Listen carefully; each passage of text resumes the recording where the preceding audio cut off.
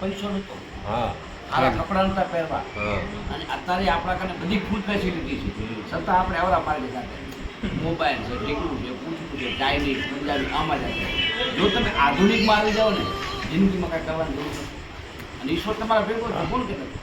અમે આ 10 દાડા અનુષ્ઠાન કરી, ખાઈ નહીં. બાપુ આપ સંસ્કૃતમાં જે બોલ્યા એ ફરી બોલો તો. અસિત કર્મ રક્ષાતા દેવા ભવન, મતલબ એને એવું કીધું છે, પથ્થર, નાનો પથ્થર એના ઉપર સિંદૂર ચડાવેલું હોય ને, એ પરમાત્મા છે. એ પરમાત્મા એ હા એટલે એને એમ તણખો છે ને, જે નાનો પથ્થર હોય તમે સિંદૂર, આ ગણપતિને આપણે શેમાં કરતા? હા ફૂંપારી. સોપારીમાં હે? હા હા ફૂંપારીને તમે ઢીલું કરી નાખો, રીધી સીધી નાખી, એ ગણપતિને એટલે રીધી. ગણપતિ થઈ જાય. એ જ ફૂંપારી તમે પિતૃમાં લઈ જાઓ તો એને એના બાપ બનાવી, દાદા બનાવી દે. હા તો એને ઈશ્વરે એવું કીધું છે કે હું હરેક ક્ષણ છું, હરેક જગ્યાએ કણ કણમાં છું, શ્વાસામાં છું, નિવેદન. પણ હકીકતમાં ગણવા જાઓ તો આ તમે છો, હું છું, આ જ પરમાત્મા છે. બોલો આપણે બેહાડ્યું, બેસાડેલા છે હા. આપણે એને બેસાડેલા, બેસાડેલા. હા. આના અંદર આજીવન છે, આજીવન પણ એને છે. ઓળખી નથી શકતા. હમ. એના માટે મંદિર મસ્જિદમાં આપણે જઈએ, એ આ સર્વિસ સ્ટેશન છે. શું છે? સર્વિસ તમે સ્ટેશન કઈ ગાડી લઈને આવ્યા હતા?